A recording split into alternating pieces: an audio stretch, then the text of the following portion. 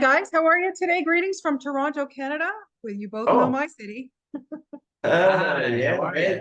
How's it going? It's going great. Congratulations on this. My God, what a roller coaster ride. I was just on the edge of my couch, I got to tell you. And Maxwell, I want to start with you because I'm wondering when you read this, first of all, your very first reaction to it, what kind of excited you most about digging into this? I think it really was the coming of age aspect. I mean, yes, there's some really cool action sequences and there's some great scares in this, but at the end of the day, it's coming of age film, but set in a scenario where you can't come of age. Yes. Thomas wants to grow up and he wants to experience the world because he's living in the middle of the woods. I mean, there's the entire world is to explore, but unfortunately the world isn't structured for him. And I think that's not a unique experience to Thomas. I just think the stakes are raised a little bit more in his world, although, maybe not necessarily now that we have, cameras on us everywhere we go, and the stakes Yeah. are high in their own way. Maybe it's an invisible monster, I guess. But Yeah, that's a whole other movie.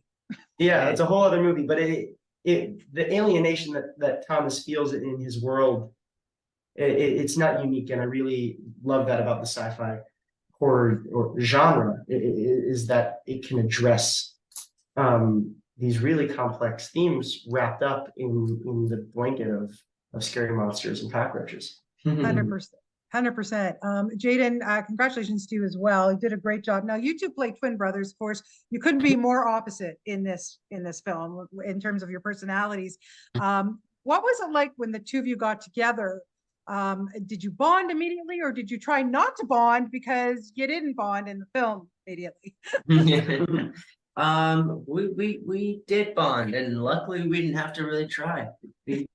We really got on immediately. I think well, there were certain things in terms of service to the story where we were focused on showing or showcasing that these guys have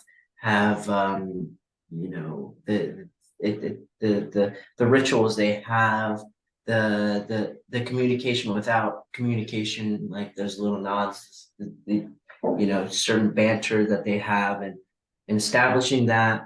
But we just got really lucky that we liked each other and we became really close. That's good. And I feel Yeah, it very helps. lucky to have him. Yeah, it totally helps, even if you're kind of at odds at some points. There's no question. But you guys are all, like you said, Maxwell. This is a family drama at the heart of it, and there's really nobody who can't relate. Maybe not to the monster aspect, but as you said, there are some real realities here going on. And of course, helmed by Nicolas Cage. I mean, what can I say, Maxwell? Let's start. I mean, when the three of you are sitting around a table together, you've got scenes together, and you're kind of looking, and you're like, holy mackerel, Nicolas Cage is playing my dad. Tell me a little bit about that. Yeah, I mean, it's certainly a daunting thing to think about it. I mean, you're going into a room with really the expert.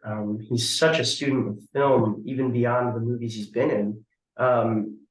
He could tell you probably every film that's ever been made, and then tell you who wrote it and who directed it and who starred in it. Yeah. And so he's a walking master class in filmmaking. So that's daunting, but immediately when you start getting into it, he's one of the most generous scene partners I've ever been fortunate enough to work with, and he doesn't have to be. When you're someone of that caliber, you could take the horse by the reins, steer it in your own direction, and no one will question you. Right. But that's not who he is, and I think that's what makes him such a special actor, is how curious he is all the time. He's been doing this for however many years, and he's constantly curious about each and every story, and each and every story is fresh to him. And his passion for being in service to the story as a whole is infectious, and it really makes you think in this Gestalt mindset about the entire production. Yeah, and Jaden, what was the experience like for you? Because like I say, I mean, you both had opportunities in your careers to work with some great people, Jaden, but earlier on in your career, you worked with Bill Murray, who can be a little bit of a loose cannon. I remember the junket in Toronto for St. Vincent. Oh, well. So what for you to work with somebody like Nicolas Cage, I think that he really kind of calmed down. What do you learn from a man like him? Hmm. Um, yeah, it's really in the professional capacity and how he comes on the set and how many questions he asks. He's not what I find too with a lot of people who are older or have worked on a lot of things, they become complacent, obviously. But he, like you said, is constantly curious, you know.